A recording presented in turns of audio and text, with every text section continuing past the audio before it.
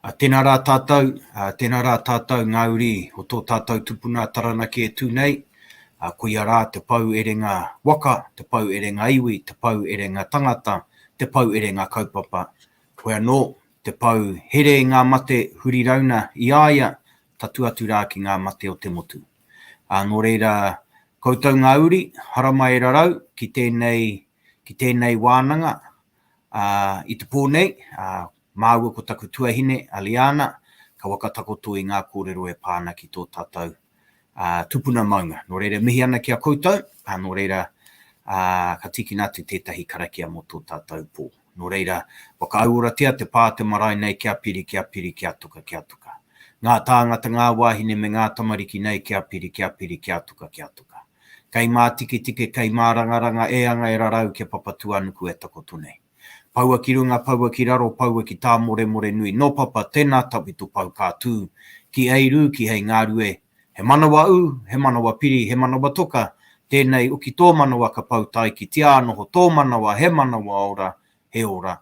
Turuturu o uti waka maua ki a tīna. Tīna. Haume hui e, tāi ki e. Kei hui.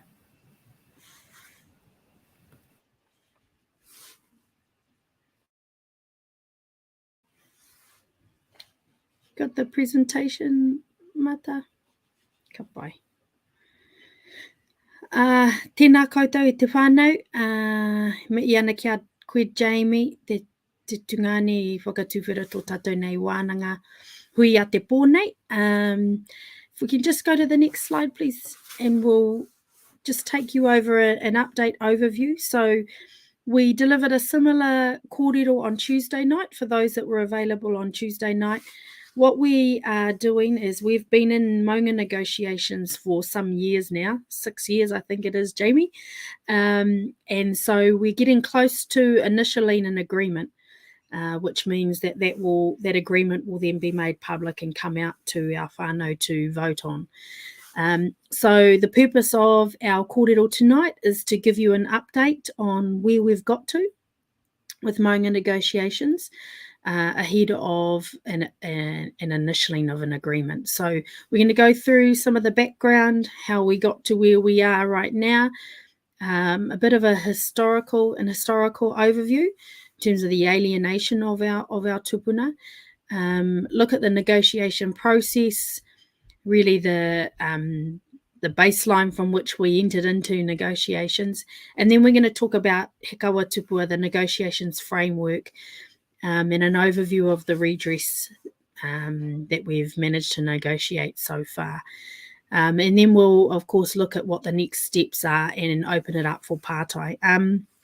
If you do have pārtai, put them in the chat and we will pick them up as we go. And then if we don't get a chance to get to them, we will take a note of them and we'll come back to them at the end of our kōrero. So, e me I ana kia koutou e whakarongo mai ana. Kai a koe, Jamie?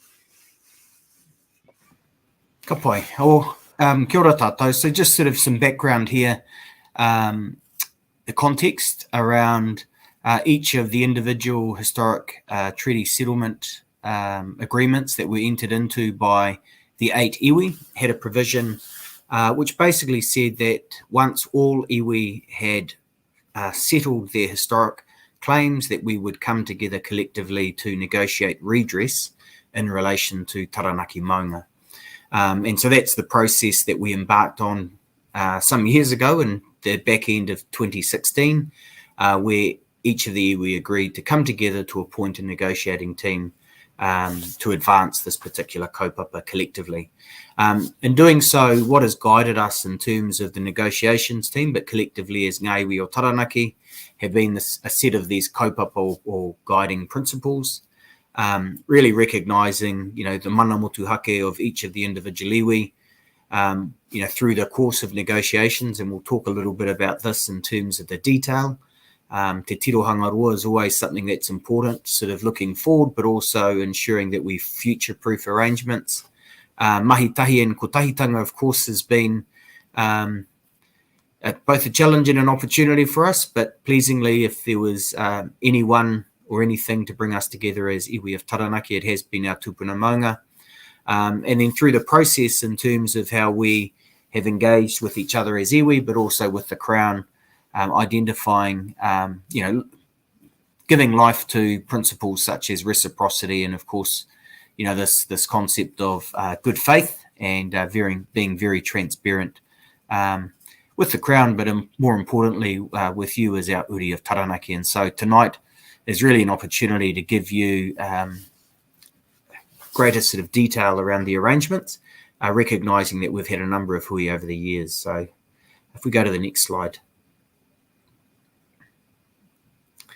When we embarked on this huarahi back in late 2016, it was interesting because the key thing here is we're not negotiating a standard sort of settlement arrangements. What we're negotiating is redress in relation to the Maunga.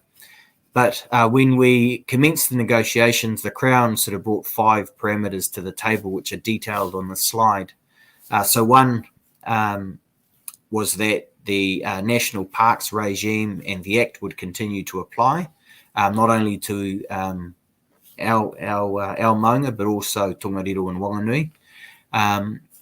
There was the second point there around maintaining existing protections for conservation and recreation. And so the whole issue of public access and the particular conservation and recreation values that are contained within the conservation framework. And then the third one you'll see there is that ensuring whatever the arrangements are negotiated are fit for purpose and durable. So this, and as we go through the detail of the presentation, you'll see some of the arrangements that have been negotiated to date, very much in line with ensuring that, where possible, we can simplify arrangements, that anything that we do negotiate, that what we have negotiated is durable, that it's resourced appropriately. But you'll see here that, the Crown like to have particular parameters around consistency. And, we could go on all night, probably, Liana, talking about how one of the consistent features of the Crown over the years is the fact that they have been inconsistent. But that's the third bullet point. And then the second to last one there is, which was an important parameter because ultimately the arrangements need to respond to our iwi aspirations and provide that meaningful advancement of the role and recognition of iwi in relation to, we like to say, Taranaki Maunga. You'll see in the Crown parameters that's constant reference to national parks. And then the final one, of course, the Crown were adamant from day one that Te Urewera will not be replicated. And so when you're confronted with these 5 parameters, it is quite confronting. And it was a bit of a hoha, to be honest, because, we're embarking on a process to negotiate redress where the Crown had come to sort of constrain and restrain what we could explore through the negotiations. But I think despite these particular parameters and constraints, and as you'll see, I think during the course of the last 5 years, we've been able to, develop arrangements that I think sort of reflect and speak to our particular aspirations. And so if we go to the next slide, really just, again, setting the context. So as you'll be aware, or if you're not, the negotiations basically cover the area which is the current national park, which is basically the dark green area there that you see. And so very much initially, and currently restricted to that area, but what you'll see is that we've looked at how that sort of might extend beyond the strict sort of legal definition of the national park as we go through the presentation. So if we go to the next slide. So this is really just a recap on the process to date. And you'll see that we have the various steps there. The first and a very important step was the coming together of the 8 iwi of Taranaki, Te Mana Tohu Aiwi, which although we talk about mandate, but it was really an agreement by all 8 iwi that we would advance this kaupapa together. The second piece there, Te Mātāpono Takapau Kōrero, is basically the terms of negotiation, which sets out the way in which we as negotiators in Ngā iwi o Taranaki would engage with the Crown to negotiate the redress arrangements. The third step, which we spent some time on, was to develop our aspirations and the particular framework that has and will continue to guide negotiations and arrangements beyond. And so that particular framework was He Kawa Tupua, which we'll detail. And then, what year was it, Liana? It was sort of before, not the last election, the election before. We recorded, so it's what's that, 4 or 5 years ago, 4 years ago, we got to a point where an election was imminent, and we thought it appropriate at that point in time to record the understandings that we had reached at that particular time. And so what we did, we documented those arrangements. So in the event there was a change of government or some uncertainty, at least we had a record of where we had got to at that point in time. And so since that time, we've been working on Te Ruruku Pūtake Rongo, which is the collective redress deed, in which we'll go through the elements of that, and you'll see the other parts of the process, which we'll detail later in the presentation. So we go to the next. So let's start with the historical review. You'll see that on those particular slides, these particular kōrero, which are also within the deed of agreement between ourselves and the Crown. But it's important just to talk about the various elements that are contained within the historical account. And the historical account is basically a record of our experience with the Crown in relation to our maunga. And so the account starts with providing some context around the historical aspects around Taranaki, the maunga. It also then sort of talks about the early European contact era, and of course those early transactions leading to the First and Second War, and then sort of going through these particular key dates, which we thought we'd just sort of touch on a few to give you some context of what we've described as this period of disruption, which was very much a consequence of Taranaki, our tupuna maunga, being part of the area that was confiscated under the New Zealand Settlements Act 1863. And then you have a series of other policy and other decisions which led to initially the establishment of the Egmont Forest Reserve, which was really to reserve that area around the mountain at the time. Interestingly, when we think about the New Zealand Settlements Act, I mean, the purpose of that particular act was to confiscate land to settle settlers. And, one of the points we've constantly made is there were no settlers that were going to be living on our tupuna maunga, and it wasn't appropriate land for settlement. And then you sort of go through, and what you see here is a theme of others making decisions around our tupuna and very little engagement or acknowledgement of the place and role of iwi and hapu in any of these decisions during that particular period. And so it's really just, it sets the context in terms of how our maunga came to be a national park in 1881 with the permanent reservation status under the Lands Act 1877, where the maunga was viewed as having sort of commercial and broader social purposes. So, being a reserve to preserve timber. And then you had sort of later on in that century, 1895, you have the first possums were liberated into the park to develop a fur industry. So it was very much about generating commercial activity. And it's interesting, right? So now we're spending millions of dollars to rid our tupuna of these possums, but those early settlers were responsible for liberating them within our tupuna. And then what you have is a series of, well-meaning Europeans, settlers in the region, who had been lobbying and wanting to advance our maunga becoming, advancing sort of kaupapa preservation and conservation. And so you have the establishment of the Egmont National Park as a consequence of this Taranaki Scenery Preservation Society. And then you have a period where, the establishment of the park board, of course, being responsible for the maunga, but also undertaking particular initiatives and activities around ridding our tupuna of possums and other pests. But as you see there, I always find that reference that, as they were hunting and getting rid of the possums, there was a view that through over-trapping, the revenue that was being generated from the maunga would be lost. So how time has changed. So if we go to the next slide. And then, even through that disruption period, you have this sort of theme of alienation. And as I said earlier, one of the key themes is the lack of participation of iwi and hapu in any arrangements relating to our maunga and the national park at that time. And then you have a series of amendments and changes around the sort of park board structure.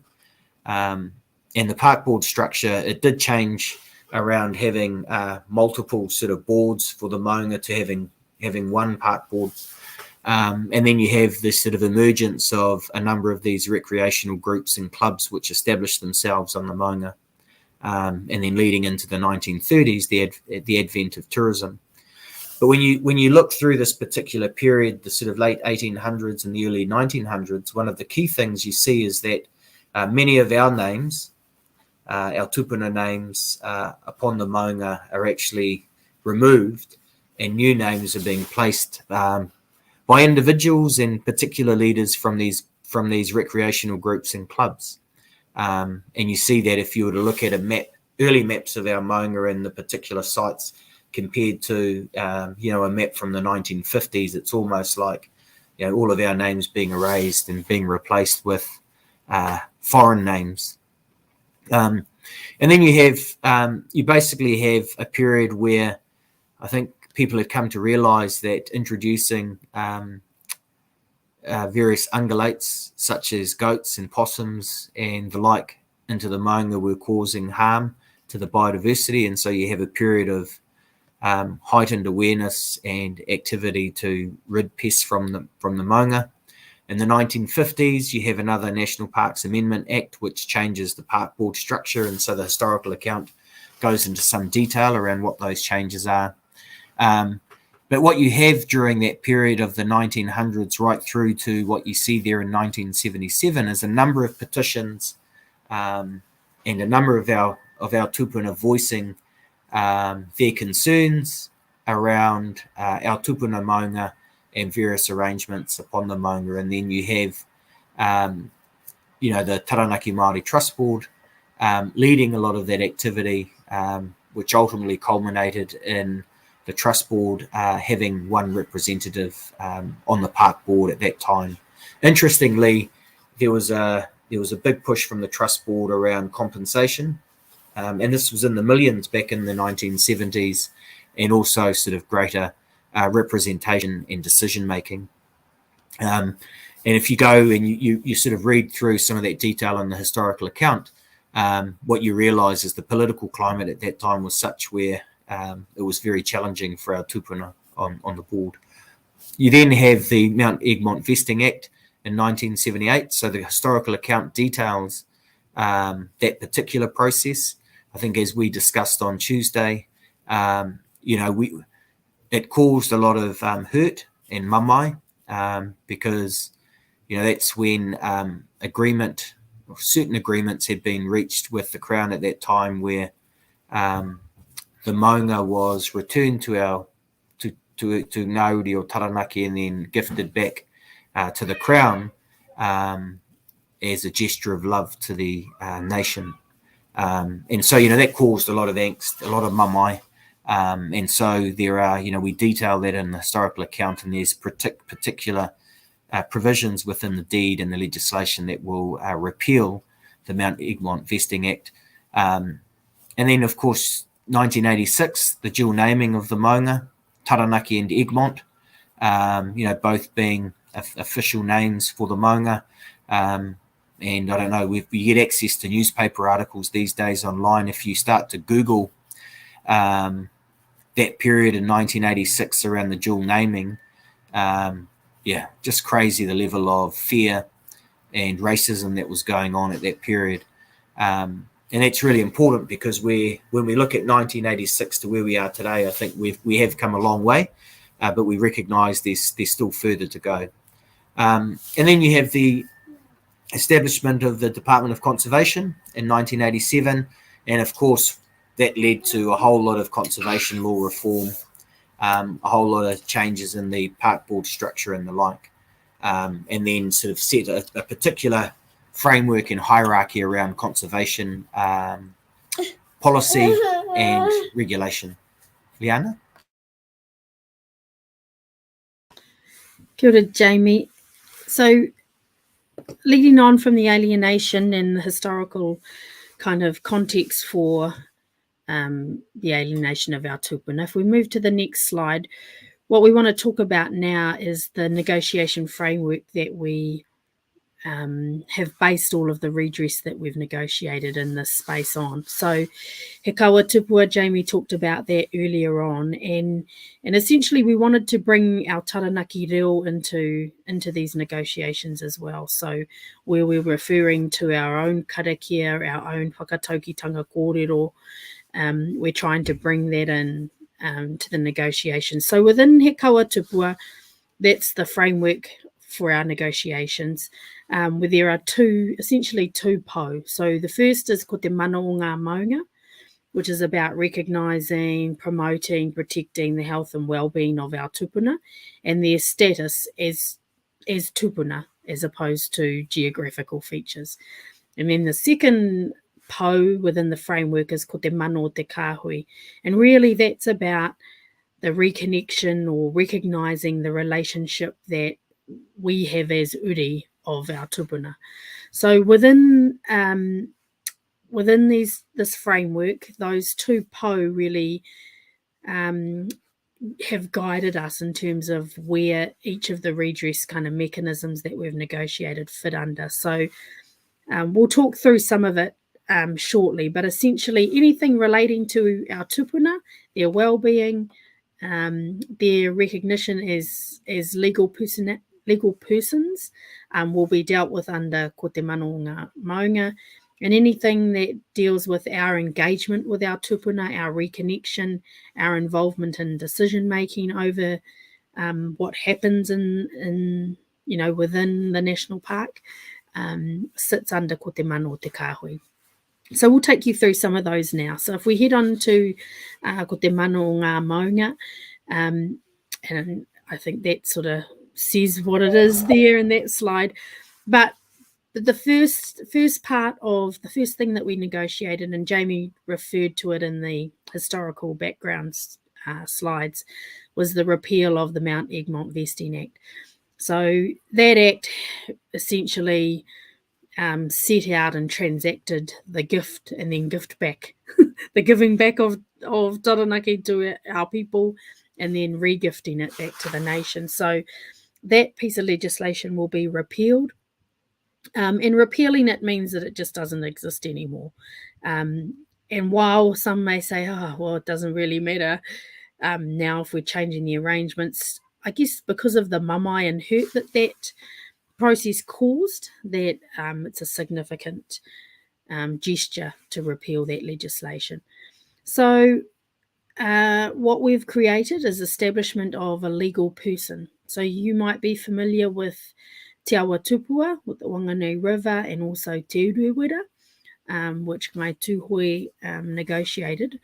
And so this will be the third time that a geographic feature has been established as a legal person. So because there are multiple maunga within the national park, Taranaki, Pauakai, Kaitake, Patuha, Panitahi, a number of others, we wanted to find a collective term for those collective of maunga. So we are using Te Kāhui Tupua. We had to be sure that that it wouldn't cause distress to our whanaunga who might want to use similar terms. So we know that our whanaunga in Central North Island, Wanganui, will be probably looking to utilise Te Kāhui Maunga. And so for us, we wanted to distinguish ourselves. So Te Kāhui Tupua refers to the collective of maunga that sit within the national park area. So a legal person means that they are a legal person like you and I. So they get to hold assets, they get to have a voice, on certain matters, they get to hold assets. And so that's part of the negotiation work, has been understanding how that plays out in a practical sense and how we make that happen. So the land in the dark green area that Jamie talked you through in the map that came up earlier, that land will be vested in Te Kāhui Tupua. So one of the key aspirations going into negotiations was that the Crown shouldn't continue to own our tupuna. And likewise, we weren't so comfortable with us as uri owning our tupuna. So what we've, in the establishment of the legal person and the vesting of the land in Te Kāhui Tupua, essentially means our tupuna own themselves. And so that's a really important kind of recognition for us moving forward.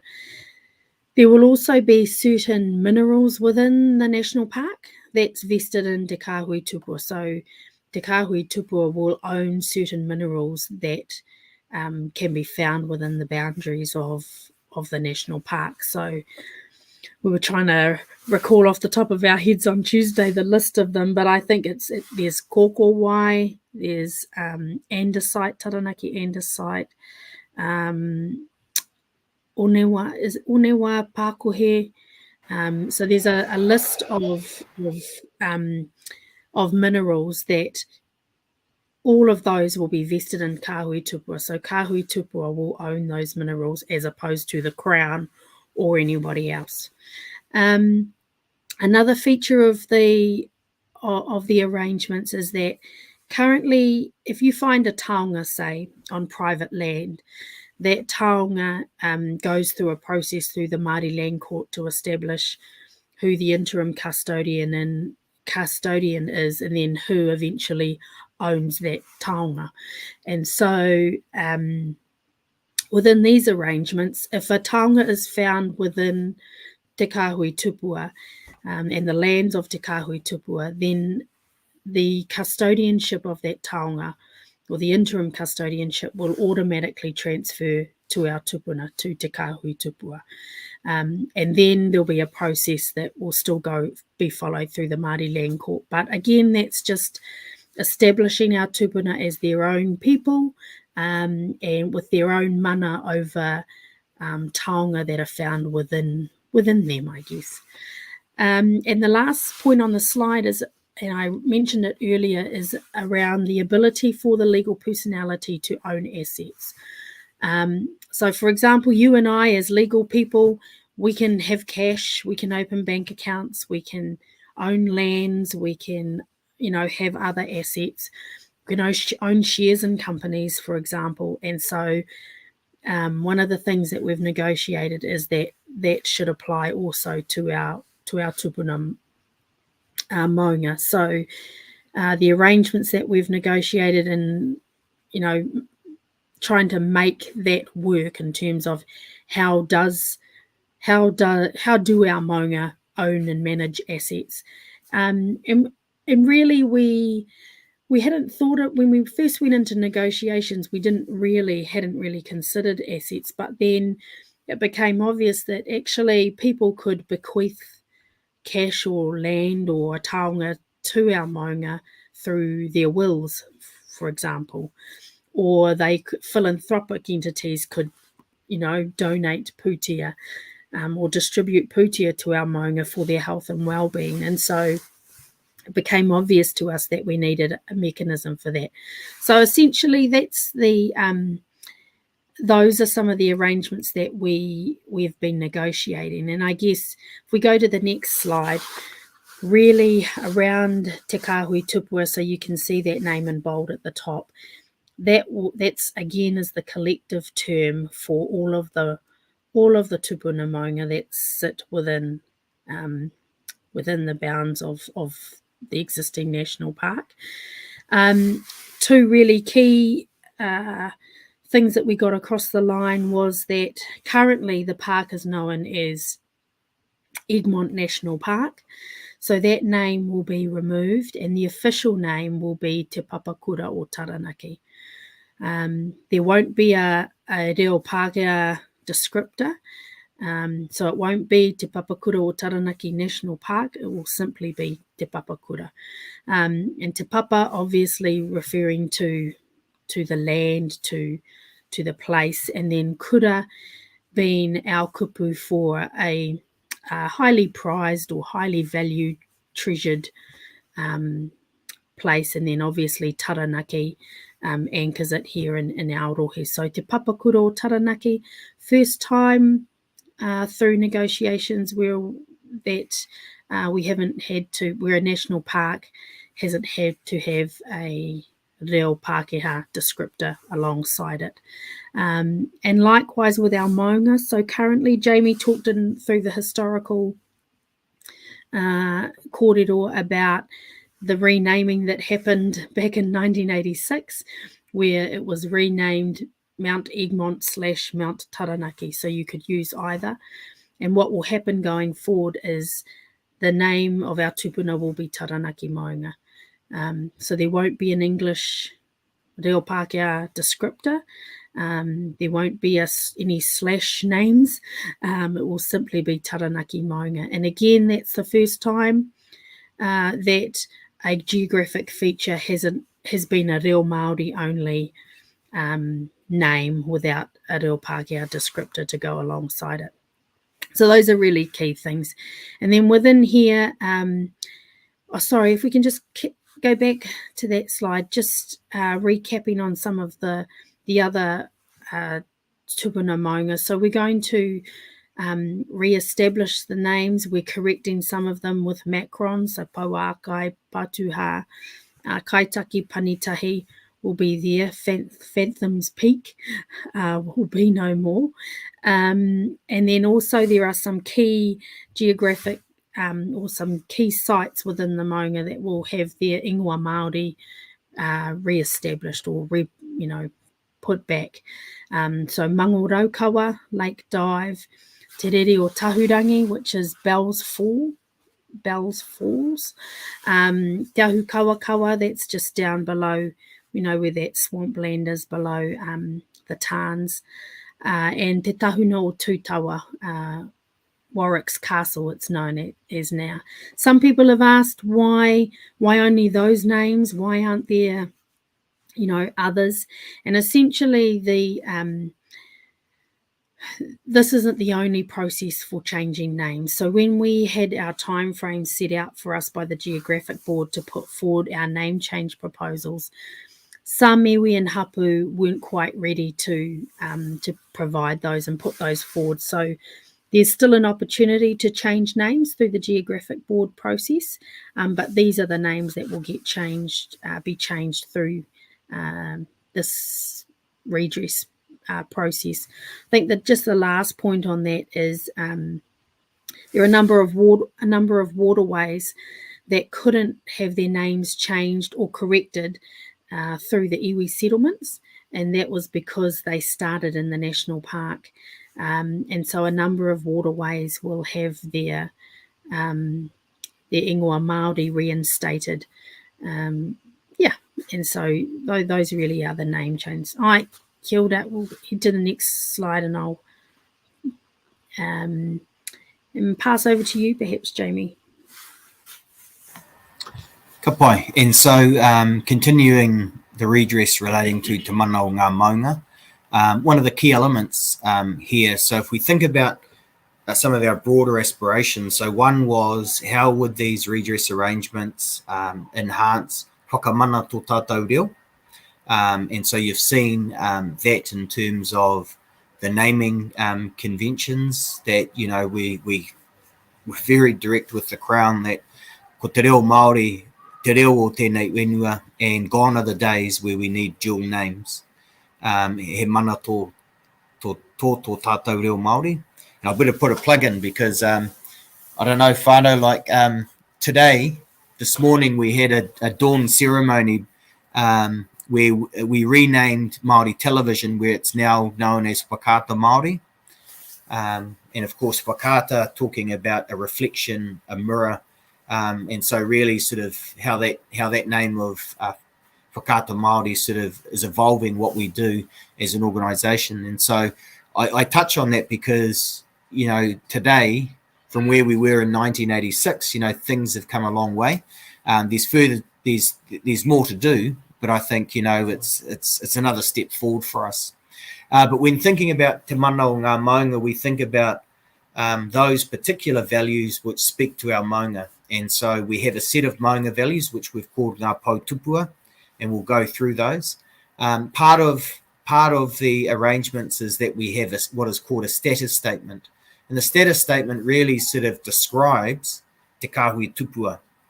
And I know because as we sort of talk to this particular statement, you know, indivisible and living whole from the peaks through to the surrounding lands.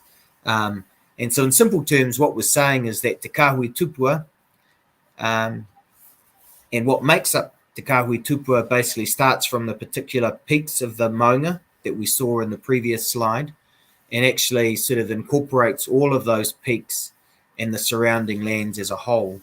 And so, you know, despite the fact that we have a boundary of the national park, what we've always said and maintained is actually that our maunga actually extend beyond the national park and actually extend through. On Tuesday, we talked about the fact that actually Tuuta and Ngā Motu were originally part of you know, te whānau maunga of Taranaki. And so, yeah, indivisible and living whole from the peaks through to the surrounding lands. That particular statement is relevant when we talk about the standing that te kahui tupua will have. And when we talk about standing, that's legal standing to be able to participate in particular consenting, regulatory or legislative processes. And so that really speaks about where there are particular matters that may have an impact on te kahui tupua or the arrangements, then te kahui tupua will have the ability to be able to participate in those particular matters. Now, the maunga values sit alongside the national park purposes. Initially, as we said earlier, you know, we weren't really too keen on any of the elements relating to the national park, but as we've gone through the detailed negotiations, there are particular elements and purposes within the national park that do align with the maunga values that we have developed. And interestingly, of course, there's a bit of a clash of ideology to some extent, because from a Western conservation standpoint, they view conservation through the lens of you lock it up and where possible you remove people from a place or an area. And, you know, that's anathema to the Māori worldview, because for us, I mean, it's all about connection and relation and our relationship to the environment, because through that strong relationship and that connection, what it provides is, you know, that greater responsibility and obligation that we have to the environment or to our maunga. So there's that. And then other elements that relate to the values is that they will guide key documents and instruments such as the management plan, which we'll talk a little bit later about, and then matters like the conservation management strategy. So all of those what you call core conservation documents must be consistent with Ngā Pautupua, the maunga values. If we go to the next slide. And so as if we go back one mata just to the previous, so we've got sort of statements at the beginning of the deed which speak to the relationship, which speak to the maunga, and also sort of speak to our relationship with the maunga. And there are three key elements here. Ngā Pau Wakaruru, so that there's a sort of a couple of paragraphs which speak to the role that the maunga have played in terms of sheltering and guiding, and the role the maunga have played in terms of some of the physical and geographical sort of elements of our region. So that's he pau whakaruru. The second aspect is he pau toiora, and he pau toiora very much speaks to the biodiversity.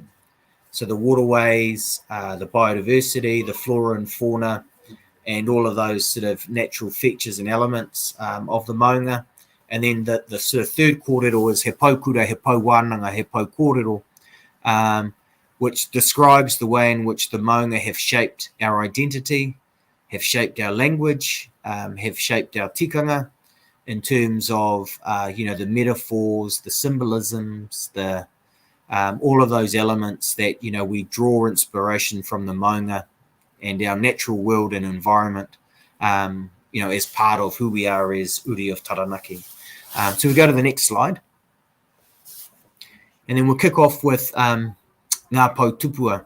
And so, as is stated on the slide there, these are basically a set of intrinsic values, and they are designed to represent the essence of Te Kāhui Tupua.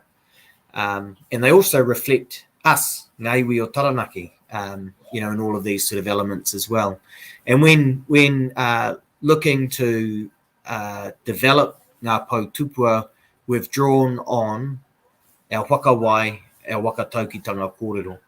And so what you'll see here is that we've drawn upon kōrero of our tupuna, which is very much relevant today and will be relevant in the future. And so the first there is ko te kāhui tupua he rārangi maunga, here anuku, here ārangi.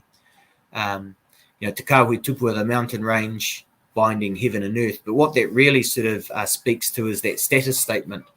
The fact that when we think about Te Kāhui Tupua, we see Te Kāhui Tupua as a living and indivisible whole. And so, incorporating all of the physical and metaphysical elements. And so, that when you're applying that particular value, it speaks to the fact that, when viewing the Maunga, the Maunga are a living being, and that they are a whole, and that anything you might do on one part of the Maunga, you've got to understand what the implications are for the Maunga as a whole. So there's that. The second one, ko te kāhui tupua koia koho mātou nei okiokinga, ko mātou nei tō rātou okiokitanga. Again, this is sort of, we're familiar with ko au te awa ko au. This is our version of that. Which you'd say, I am the Maunga is me. But I think, when we talk about this a lot, this is, in our view, a much more poetic way of describing the relationship that we have with our tupuna Maunga. And because it basically literally says that we are the resting places of our mountains as they are of us. And so when we think about resting places, it speaks to this concept of this unbroken sort of whakapapa and connection we have. And it reflects that relationship that we have with our Maunga in life and death, because we are them and they are us. And so when we think about that, our relationship, from a practical standpoint, how might particular decisions or actions in relation to Te Kāhui Tupua and Te Papakura o Taranaki, how does it either represent or uphold that relationship that we have with our tupuna Maunga and our Maunga with us? Or alternatively, if you look at that in the negative, how might particular decisions impact that particular relationship that we have, given, we're coming to a process now of really reaffirming and reestablishing and strengthening that bond and connection that we have with our tupuna Maunga. Kei a koe pēr, Liana. Ka pai. So if we can head over to the next slide. Te kāhui tupua ko te punei heke mai ai te tangata. And I think a lot of these are familiar, and we've been trying to use these. I know Jamie and Hemi went through some of these wakataukitanga kōrero as a part of he Kohu Ka Rewa, the online series through Te Kore Mako. And so really this one is about, about Te Kāhui Tupua, our tupuna, being the source of everything that makes us us. It's about our identity, our tikanga, our reo, and a little bit about, the health and well-being of them is a reflection of our own health and well-being as ngā iwi o Taranaki. And so I think what the sense you get from ngā pou tupua is that we're trying to really describe that intrinsic connection between us as uri and our tupuna, so that when decisions are made about what might happen to our tupuna, on our tupuna, for our tupuna, that relationship of us as uri is stipulated and people are made aware of it and they have to recognise it going forward. So I think, you know, these are certainly expressions that we are providing through the redress arrangements to really understand that. And I guess, you know, the second one is in that same vein, ko tupua kawa, ko tawhito kawa, he kawa ora. So we mentioned earlier about trying to bring in some of our karakia, that look at how we reconnect with our tupuna. And I think when we talk about he kawa ora, and it reminds me, Jamie, about Taranaki Maunga project, and you know the whole essence of that is about bringing our tupuna back to life, back to well-being. And I think that, you know, it's really a reflection of us as uri as well. You know, for so long we've been removed from our tupuna, and so part of this pou tupua really kind of expresses that disconnection for us and our longing to be reconnected in terms of our own well-being and the well-being of our tupuna going forward. So I think we've got the last one coming up on the next slide. And you know, te kāhui tupua he puna koropupu, he manawa whenua, he mauake nei I te tini mokopuna. And really, this is looking at that intergenerational kind of, you know, view for us as uri and as mokopuna. So one of the things that, you know, we're constantly talking about in negotiations is how are we future-proofing these arrangements so that, you know, they are relevant now for us, but they're also relevant for our mokopuna and generations to come. But also that sense of intergenerational responsibility, that actually, you know, there will continue to be a responsibility of uri now and into the future to look after our tupuna, to actively, you know, protect their health and well-being and look after them. And we're trying to really solidify that in the negotiations. So a bit about future-proofing, but also about that intergenerational responsibility for our tupuna.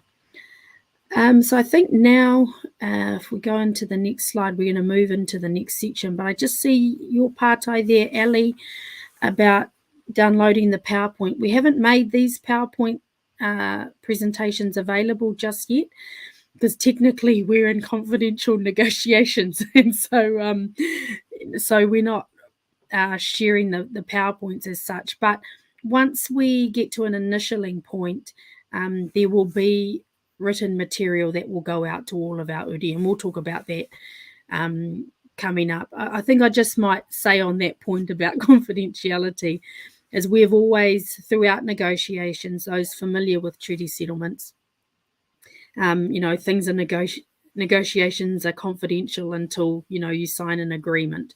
But for us, it's really about, we wanted to make sure that we were able to talk about these arrangements with our whānau and our people, so that, you know, we could share as much as possible so that we could all understand them, rather than just dropping it on everybody right before an initialing. So in time, the info will be made available, but the PowerPoints aren't available just yet, Ali, in Liana. So, tērā pia me haere tonu ake au, Jay.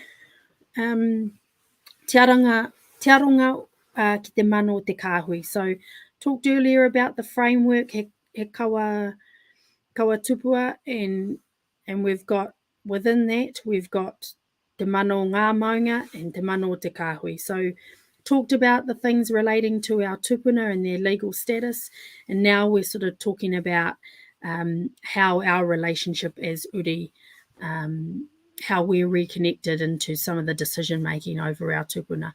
So the first thing you'll see on there is statements of association. So there was the big plan at the beginning of negotiations was that each iwi would work within themselves to provide statements of association, and they would be recorded within the redress deed. But what's come about is not everybody was forthcoming with kōrero, and I think where we've landed is we're going to go with a collective statement that really sets out our connection to our tupuna. So a lot of the things that we talk about in ngā pou tupua, those values that we just went through, a lot of that sentiment will be reflected in the statement of association. There'll also be in a historical account, just noting that historical accounts and treaty settlements and redress negotiations is always an agreed historical account with the Crown. And so you'll see an historical account, but it does set out those things that Jamie took you through earlier. There will be acknowledgements, Crown acknowledgements, and there'll also be an apology. And those will be in Reo Māori and Reo Pākehā. Tapanga whenua, so the official geographic place name changes. We talked about some of those before, so that will be that will sit under this particular pou, under Te Mana o Te Kāhui. And then the key the last three are sort of the key components under this redress, which is the establishment of Te Tōpuni Kōkōrangi, which is the joint governance entity. So we talk about our tupuna being a legal personality, but because they are who they are, they need someone to act as their face and voice and advocate for them and act in their best interests. And so that will be the job of Te Tōpuni Kōkōrangi. And then there'll be Te Tōpuni Ngarahu, which is the post-agreement governance entity. So Te Tōpuni Ngarahu essentially will be the entity responsible, will represent the 8 iwi essentially of Taranaki within these arrangements, and there'll be certain functions that we'll take you through. And then the last sort of component under this pou will be puti essentially, so resourcing. So all the way through negotiations, the Crown said the 8 iwi have settled, and so you've settled and you've got your financial and commercial redress. So this redress we're negotiating here is cultural redress, so there'll be no financial or commercial component to it. What we pushed back on and said was, well, actually, we need resourcing to establish these arrangements, and we need resourcing to enable these arrangements to continue and to be sustainable. But we also need an element of resourcing to enable the reconnection of Ngāuri with our tupuna. And so that's that. Jamie, I might just hand to you to explain. You can do it much more eloquently than I in terms of the names, Te Tōpuni Kōkōrangi and Te Tōpuni Ngarahu. So, so if we just talk about, and so just again, a theme throughout the deed, what you'll see is that each of the sections within the deed of agreement with the Crown will have a kōrero, I roto I te reo, and then we'll have a bit of a summary of what it's the intention of the kōrero in English. So again, the utilisation of our reo. So if we look at Te Tōpuni Kōkōrangi, kōkōrangi are those stargazers. So experts in astronomy and the like, which is fitting as we move into Puanga and Matariki. And Tōpuni is a group, but Te Tōpuni Kōkōrangi, if you think about those that sort of look to the stars, when thinking about the role that this group will have as the face and the voice of ngā Maunga, they've got to be strategic and they've got to be able to chart the way for our tupuna from now into the future. And so it's very much in keeping with, ngā whetū, ko rātou ngā mea arahi ana ia tātou te tangata, the role that that plays. But, just Tōpuni Kōkōrangi, you've got to set your sights high. and be very ambitious and bold. Te tōpuni ngarahu, so that's ngarahu, ko te ngarahu o te ahi, so that's the embers. And so if you think about the group that maintain those embers and keep those embers burning, I mean, that's our iwi. So we're on the ground, and so our role is to maintain that connection and relationship to our place. And so, again, it sort of symbolises that connection. It symbolises responsibility. In the old days, if we've looked at the narratives relating to Maui and others, the importance of maintaining the ngarahu to warm, to heat, but also for cooking purposes and the like. So we've tried to, this is about, if we think about this whole process is about reclamation, then, part of this is reclaiming our reo, our ways of being and knowing, because that's what makes us who we are. So those are the sort of names. You'll see the other things there, like he puea tanga ki te ao. And when we open that particular part of the deed by saying hai hai a te pō, kia tākiri mai rā ko te ata, that we actually want to shed this darkness, and that history, we can remember and acknowledge it, but we actually want to charter a way forward. And so, it's about moving into a new phase, a phase which is very much about our tupuna maunga and about ngā iwi o Taranaki. Haere tonu. So what we thought here, we won't, so this is really, this is the broad arrangements on a page. And what we're going to go through are the various elements. So the two grey boxes there we've already talked about, because that was covered under te mana o ngā maunga. So that's te kāhui tupua, the establishment of the legal personality and those things that Liana's already talked about. And we've covered off ngā pou tupua and the status statement, and what that means in terms of how those particular values will guide future decision making, but also key documentation. And then we'll talk about some of the other matters here, like the governance and the management plan and operational management. So if we go to the next slide, and ka tukuna ki a koe, Leah. Ka pai. So te tōpuni kōkōrangi, as I talked about before, will act and speak on behalf of te kāhui tupua. So as a legal person, they need someone to undertake that role. So there'll be a joint governance entity. 50% of that membership will be appointed by the Crown. 50% of that membership will be appointed by iwi.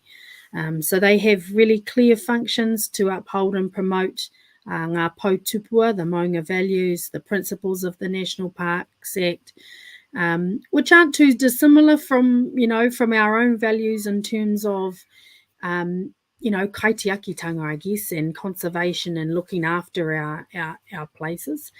They'll also have a role to promote the health and well-being of te kāhui tupua, to solidify those relationships. So as a joint governance entity, it'll have relationships with Conservation Board, Conservation Authority, iwi and hapu, as well as a number of other agencies, councils, you name it. So this body will be responsible for establishing those relationships. And then one of the key things going forward, or key roles of te tōpuni kōkōrangi, will be developing and recommending for approval the management plan for te papakura o Taranaki. So in a current context, what happens for the management plan? And the management plan is essentially, I don't like this term, but for want of a better term, it's the do's and don'ts, essentially, what you can and can't do within the national park. And that's what the management plan is. So currently, the current regime is that DOC alongside the Conservation Board prepare that management plan, and then the New Zealand Conservation Authority approves it. And so what we're looking at in these arrangements going forward is that te tōpuni kōkōrangi, which is that joint governance entity, they will prepare, be responsible for preparing the management plan. What will happen is the Crown and iwi will each appoint a planner who will hold the pen on that document, essentially. So it'll be jointly developed and drafted, and then once they have prepared the management plan, then the approval of that management plan under these arrangements will then be done by the minister jointly with Te Tōpuni Ngarahu, with iwi. So it's a real change from the current regime. A lot being talked about lately about co-governance. I mean, this is an absolute reflection of what co-governance could look like. And so that's a really big change for us, and what we think is a really big win in terms of these arrangements going forward. So if we can go to the next slide. Within Te Papakura o Taranaki, lots of questions came through on Tuesday about what DOC's role will be in the park on an ongoing basis. So where we've landed is that DOC and the Director General of Conservation will retain the day-to-day management responsibility for the national park. Certainly at the beginning, it was an aspiration that perhaps iwi would take over the operations within the national park, or we might be in a position to do that. But what it came down, I guess there were two key factors that sort of changed where we landed on that. The first being that it was probably not going to be possible that we would be ready to go at the day that we signed an agreement, that we'd be able to just take over the operations in the park, significant resource training, all the rest of it, and that wouldn't be possible from the day of signing. And then the second, probably quite a key issue, was around public liability. So because Te Papakura o Taranaki is going to remain within the National Parks framework, it means that public access will still be a part of these arrangements going forward. And with public access there's a big issue around public liability. So if someone has an accident in the park, you're responsible for maintaining the tracks or the bridge or the pathway that accident occurred on, then there becomes a liability issue. And that was something that, because the Crown insisted on Te Papakura o Taranaki remaining a national park, it didn't seem fair that then iwi would have to bear the burden of the public liability for that national park status. And so we've landed where the management will remain with DOC. What we are looking to I guess create some hooks or mechanisms is for ngā iwi o Taranaki to be able to undertake operational management activities within the park in time. And there's certainly, we've been looking at delegated authority. So from the Director General, there is the ability of the Director General to delegate authority to hapu and iwi to undertake certain activities, and those are the things that we're trying to lock in through these arrangements. I think the last point on this slide was an important one. So roughly now, all the concessions, and concessions are basically, they are like license fees, I guess, for want of a better term, where if you're undertaking commercial activities in the park, then you pay a concession fee. And currently that's about 1.3 mil, Jamie. And so 1.3 million is generated from concessions within the national park. But currently it goes back into the central coffers of DOC, which means it gets spent all over the place. And what we've negotiated is that any concession income generated within Te Papakura o Taranaki will be spent in Te Papakura o Taranaki. And so we think that's a pretty significant shift from the current arrangements as well. I think we'll go to the next slide. And I think the key thing I've talked a little bit about the co-drafting arrangements for the management plan, and also, talked a little bit about annually what we're looking to do is that the Director General is going to work with Te Tōpuni Kōkorangi to develop the annual business plan. So annually understand what's going to be occurring in the park, what the priorities are for any particular year. And that's a change from the current arrangements because that just happens within DOC internally. And so they'll be having to engage with Te Tōpuni Kōkorangi, who are the face and voice of Te Kāhui Tupua. And also I've talked about the opportunities for ngā iwi or taranaki to participate in operations and contracting opportunities. So one of the things some of you may be familiar with the Ngaitai case that was taken to sort of challenge DOC's responsibilities in terms of Section 4 of the Conservation Act. And one of the things that is we're kind of grappling with now is actually that the result of that case or the decision in that case may result in DOC having to provide a preference to iwi to undertake, to hold concessions within the park.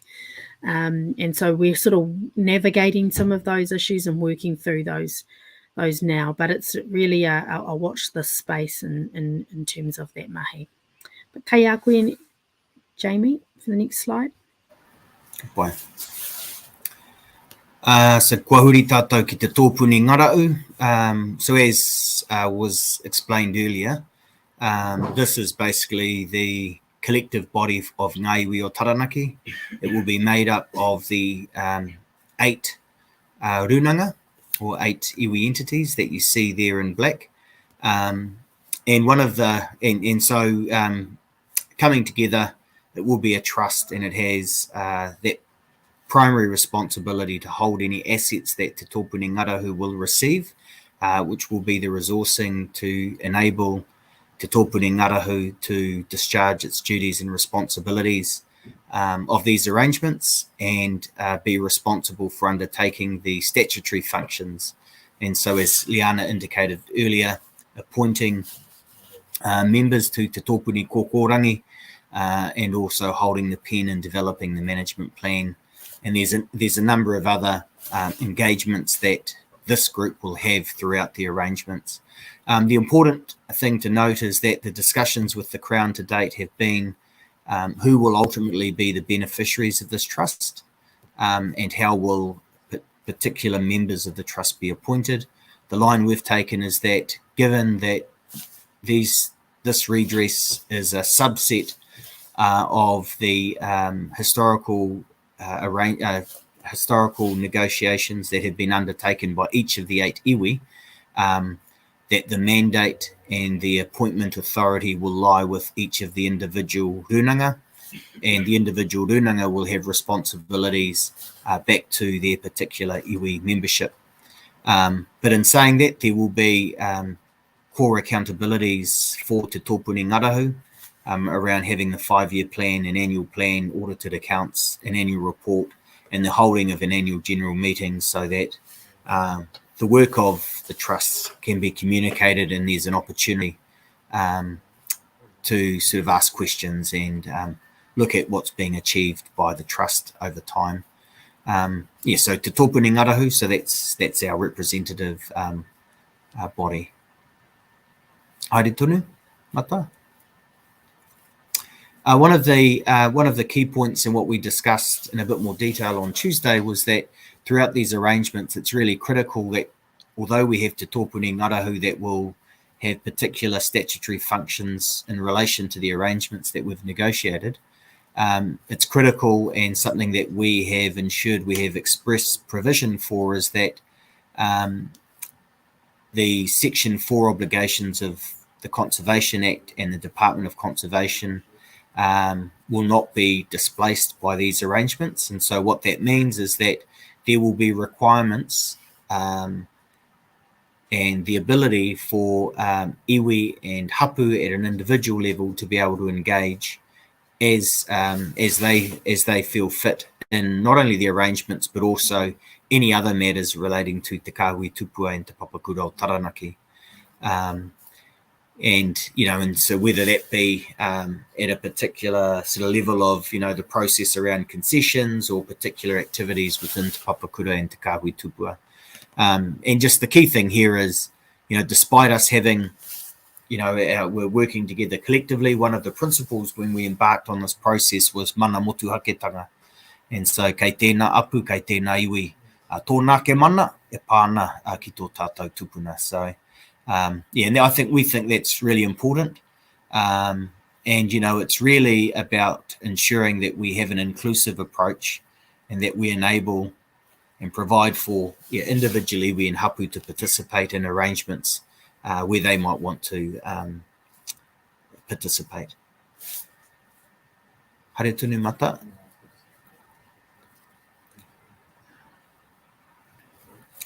Okay, a koe, Liana. Ka pai. I think I covered some of this off when I talked about the resourcing piece before, but essentially, what's set out on the slide are the things that the resourcing will go towards. We had a debate on Tuesday about what we'd share, and we decided we'd just share it because that's the basis that we've been pretty transparent throughout this process. So where we got to with resourcing was, I think the initial offer was $9 million. And we sort of haggled and went backwards and forwards, and the Crown offered us a final offer of $20 million. And this was in 2020, just before the last general election. And so at that point, we decided that we would step back from negotiations and take a break, because we didn't think that 20 million was enough to enable these arrangements to be sustainable and successful. We thought that 20 million, by the time you establish everything, you just don't have enough to invest to create an income, for the entity and the arrangements to survive long term. And so we took a break, which is part of the reason why negotiations have taken a little bit longer. And after the general election, we agreed with the ministers that we would, and it was a new minister of conservation that we re-engaged with in 2021. And so we agreed to re-engage, and they have offered us a figure of 35 million. And we have agreed that will be, that figure will be sufficient, to ensure that the arrangements are sustainable. Everyone's like, oh, that's not enough. No figure is ever enough in terms of, what was lost and all of those, the mamai that we carry around this. But we certainly think from the 35 figure that we can establish the arrangements, we can generate enough income to ensure that, we're able to continue these arrangements, but also there's some pūtea available to enable us as uri to reconnect with our tupuna. And so that's really where we've got to in terms of the resourcing. But there was a bit of a break, and one of the key reasons was that we couldn't get agreement on the resourcing figure, but we've resolved that now. So yeah, I think, Jamie, the next slide we're going to is that overview one, and I think you saw this before. I think we've taken you through some of the key operational, management stuff in terms of te papakuro, taranaki. We've talked about the te tōpuni kōkorangi and te tōpuni ngarahu. And then the other redress that sits there, obviously, you can see is the apology, the name changes, the repeal of the act. But it was our best go at getting everything on a one pager or a one slide. And probably some of you won't be able to read it all, but essentially it just reflects everything that we've talked about in the presentation tonight. Yeah. Kei a koe, Jamie. And so really, where to from here? So as we discussed earlier on, we're in the process now of pretty intensive negotiations to finalise two elements. So one, the collective redress deed, and alongside that, the draft bill that will basically put these arrangements into law. And so working through that process at the moment. Once we finalise both the deed and the draft bill, as Liana outlined earlier, we will initial the deed of settlement, and that basically triggers the ratification process. And the ratification process, as many of you will be aware, if you've participated in some of the individual iwi processes, is that we will take the offer, the agreement out to you to ratify. In terms of that particular process, it will be done through each individual iwi. So we have our 8 iwi, who had, there are 8 settlements, and so each of the iwi, so if you're a member of Ngāti Ruanui and also a member of Taranaki iwi, you will have the ability to cast a vote as a Ngāti Ruanui through that process, and you'll also have the ability to cast a vote on the arrangements through Taranaki iwi. And so there'll be 8 sort of voting, 8 sets of voting for each of the 8 iwi. And then what we'll do is, once we've got the results of that, because people have asked, well, how do we know it's going to be approved or not? I mean, ideally what we want is a really good level of participation across each of the 8 iwi. And then ideally, once we do finalise the arrangements and negotiations with the Crown, we as a negotiations team will be recommending that it be approved, but we're still working through that detail. And once we get the result, we'll be better placed from our perspective, but also from the Crown's perspective, to understand whether the settlement should be signed. I think, just for some context here, some of the settlements that receive sort of low approval ratings, there were some in the 50s and also in the 60% range. But ideally what we'd want, as I said earlier, is really good participation and hopefully, all going well, really good support for the arrangements we've negotiated. So in the event we get a positive result from ratification, what will then happen will be the signing of the deed of redress, and then we'll have the introduction of the draft bill into the House. And that will likely take probably 12 months minimum. And with the view that upon the 3rd reading of the bill, then implementation will start. But just at the moment, we've been mapping out the process that we might be able to trigger once the deed is initialed and the deed is signed, to start that implementation process, so that once the legislation is passed, we're basically hitting the ground running. This is really Liana's slide. She usually does this one, so we've swapped around a bit. I guess that's this next step just sets out some of the timeframes. So we had thought maybe by the end of June we would initial, but it's more likely to be in July now. The ratification process that Jamie just talked about will conduct that between July and October. So essentially, we'll be doing a round of information hui. Everyone will get information booklets to understand the package. And there'll be a single question. Some of you that are familiar with treaty settlements know that usually there's 2 questions. One is for the arrangements, 2 is for the entity. But because the entity's here and it's not a treaty settlement as such, it's a redress agreement, that there'll be one question, which will be to accept the arrangements as a package, which includes the establishment of those entities that we talked about. All going well, we might sign off after ratification in December of this year. And then, as Jamie said, introduction of the bill. So we hope that within 12 months or so, we will have the legislation passed through the House. Our aim really is to get it through before the next general election if we can, because delays with that, we might be even more so delayed should it have to come back after the general election. So I think that's the aim for us at the moment. So we're gonna. I think you've been great in that you haven't hit us with a whole lot of parts. On Tuesday we had kia ora Uncle Peter. He was sitting there asking a lot of questions. But we'll open it up for questions, and I know there's a little bit of delay between us and the live feed, so if you've got questions, you want to put them up in the chat and we'll pick them up.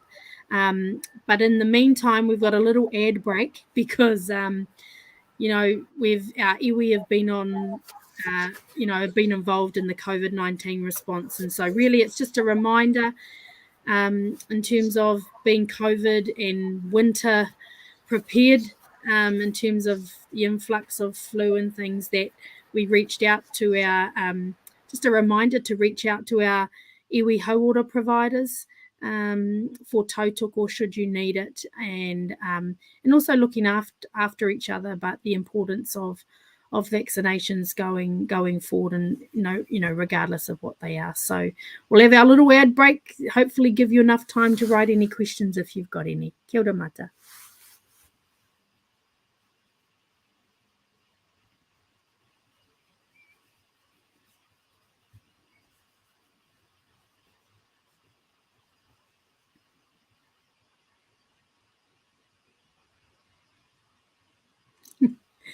I think we saw Councillor Moyahu in there, and we had representatives Kerena from the Wano whānau, Gina Blackburn, and I think who was at the end, the Wetihira whānau.